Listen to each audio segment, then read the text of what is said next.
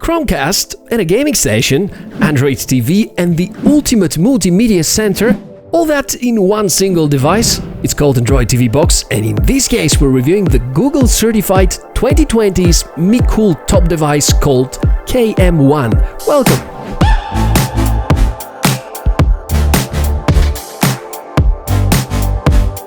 Hi everybody, Michael speaking. So good to see you on the channel. And this small thing here is Android TV Box.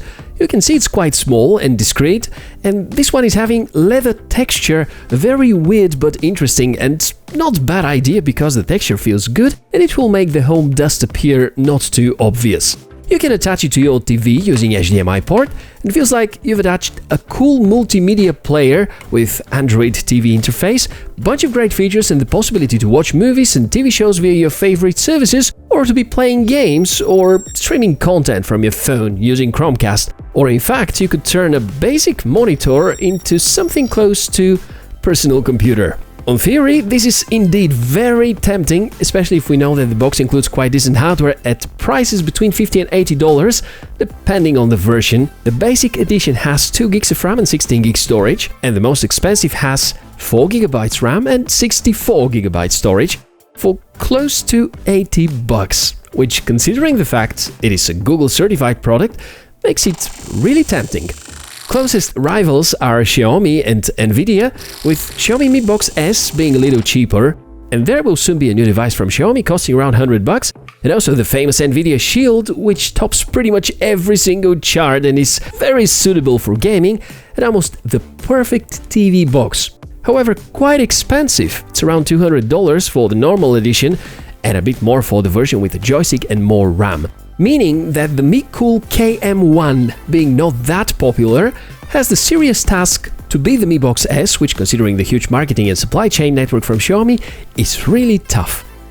The unboxing is pleasant, and thumbs up to Mecool for providing a customized box with plenty of info on top. Yes, there were some good examples to get inspired from. Inside the box we have the usual things for such a device: the TV box itself, HDMI cable, 2A 5V charger, and the remote. The thing that got my attention most was indeed this remote controller with the 3 dedicated buttons, which I have to say somehow subconsciously tricked me that the bottom one is for Netflix because of the color schematic, and it's not, because Google Play Store has never to be associated with this red gamma, while Netflix on the other side kind of uses it. And remember that, because it might be the key for your decision whether you need the KM1 TV box or not. The installation is extremely basic, and I know that many people are concerned whether they can handle it themselves. As easy as powering on your TV, connect the HDMI cable to a free port on your TV, connect the power, turn on the TV, and that's it.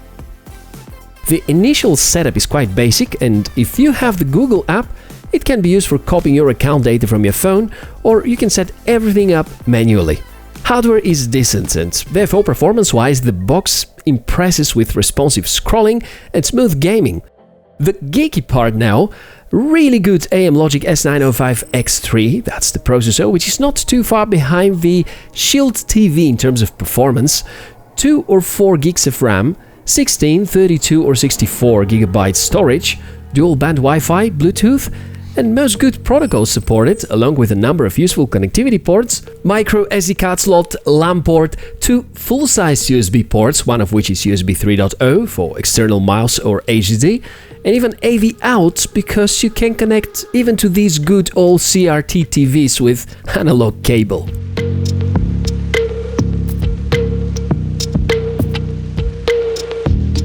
Let's power on the Mecool KM1 and take a look at the interface. If you've ever seen a TV with Android TV as an OS, this is exactly the same feeling. Furthermore, the box is certified by Google, just like Mi Box S and Nvidia Shield TV are, meaning that it is immune to bloatware, spying apps, and security risks. Furthermore, you might be getting some updates occasionally.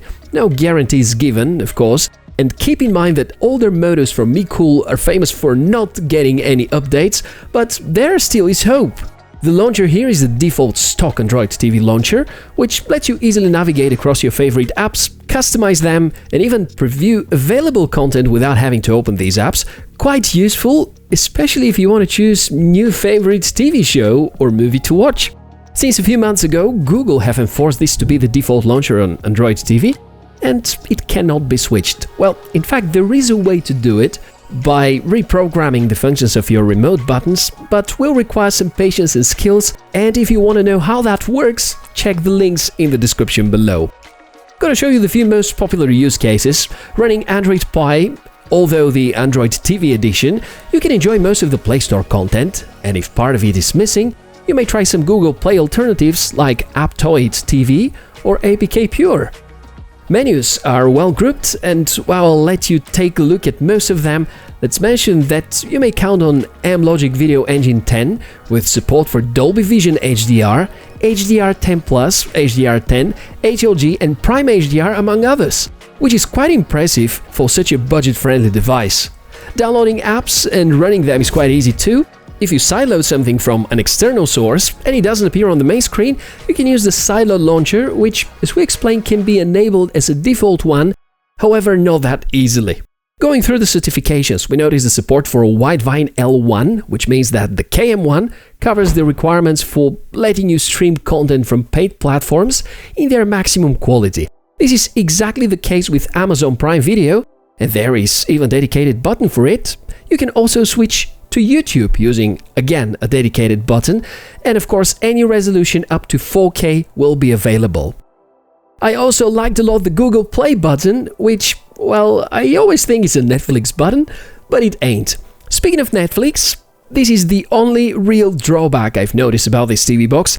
Doesn't appear out of the box, and you will get error 13 if you try to install it from Play Store, meaning that likely Mecool do not have agreement with Netflix for using their TV edition of the app.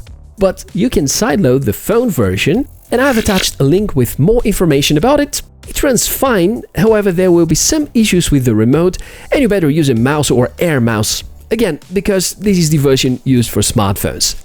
As for gaming, it's not the Nvidia Shield TV, but rather not too far from it. Smooth gaming, and I didn't notice significant throttling even after stressing it a lot for a while. Do not expect miracles, but it certainly is far better than the Mi Box S. I've tried a few rather resource-hungry games, and that's been good. All sorts of multimedia have been playing well. You can of course run Kodi. Keep in mind that YouTube is subsequently rolling out their new AV1 encoding, which is not supported on a hardware level with this processor. That's not too bad, but it will stress the CPU a little more when watching YouTube content because it will use a software encoder, likely to remain unnoticed for most users. So far, I didn't experience bugs that will annoy you too much. The software allows plenty of good config options and fine-tuning, and you can enjoy really good multimedia experience. And also, thanks to Chromecast, you can stream and show your favorite content on the TV. We'll take the chance and show you how good the OnePlus 8 Pro is at taking macros. This is a bug with a size of approximately 1 cm. Tap the cast icon, and there it is, ready to shine and be noticed by everyone. Works the same way with YouTube and most other video and audio apps. So that's the KM1 by Mecool. A good step forward and a mighty competitor to the Mi Box S, and probably not too far behind the Nvidia Shield TV series. Only serious drawback I can point to is the lack of Netflix, the Android TV edition, but in return, certified by Google OS, Chromecast embedded, very capable processor, a lot of RAM with a powerful quad-core CPU, Amazon Prime Video out of the box, and the ability to play most games from Play Store. So there you go, a great 2020 value pack, which performance-wise leads the class of TV boxes and seems to be a great choice at its price point. With that being said, our job here is done, and hopefully this has helped you a lot to make the right buying decision. Links to all the devices mentioned you will find as usual in the description below the video. Thank you for choosing the Tech for All channel, and because we test a lot of tech here, make sure to be subscribed and hit that like button if you feel like the video deserves it. My name is Michael, and your support means a lot to me. Take a good care of yourself, smile more, and I'll see you soon. Bye!